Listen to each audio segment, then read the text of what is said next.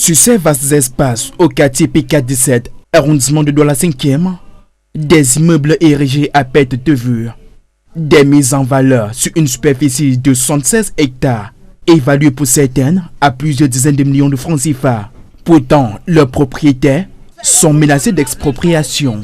Et le propriétaire a eu toutes les décisions de justice, de la juridiction inférieure jusqu'à la Cour suprême. Aujourd'hui, nous sommes là, on souffre.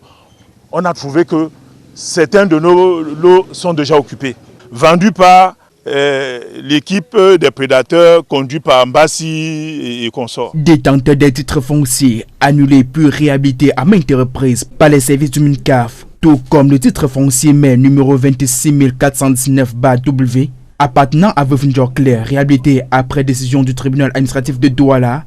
Les acquéreurs dénoncent des menaces à main armée, séquestration et viol de la part d'un groupuscule d'individus qui ont fait de cet espace un véritable no man's land. Ceci, malgré les multiples plaintes auprès des autorités compétentes. D'autres acquéreurs passent, ils essaient de construire, ils essaient de se battre pour matérialiser leur terrain. Mais toujours pas, ça ne va pas.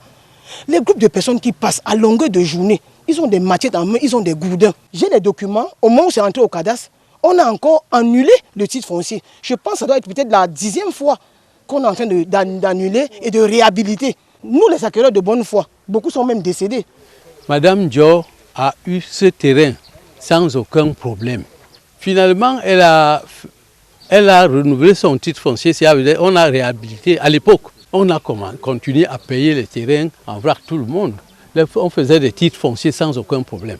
L'un des représentants des natifs rencontrés sur le site qualifie de trompeuses et irrégulières les transactions financières effectuées par la famille Ndior, représentée par Veuve Ndior-Claire, sur ces espaces dont il revendique aujourd'hui la propriété. Déjà, nous avons eu affaire à des personnes ici auparavant, qui est entre Madame Ndior et la famille Bassi, qui ont vraiment trompé le village et se sont acquis des terres, dans lequel nous sommes passés par des processus légaux pour des annulations totales de tous ces titres fonciers.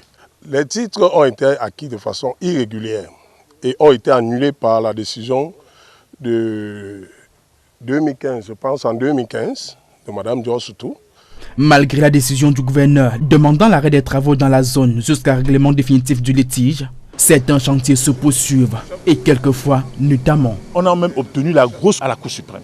Mais le MINCAF, au lieu de lever la suspension pour que Madame Ndior et nous, ses acquéreurs, puissions jouir de nos acquisitions et autres, tel n'est pas le cas. Le MINCAF lève donc la suspension et balance le titre foncier 26419 sur le domaine privé de l'État. C'est dans ce contexte qu'une commission consultative chargée de la gestion du domaine national vient d'effectuer une descente sur les lieux en vue de procéder au constat d'occupation sur une dépendance du domaine sollicité en immatriculation directe par Tamak Paul et compagnie, tandis que les occupants, eux, réclament justice. J'ai 20 ans, je ne parviens pas à mettre les pieds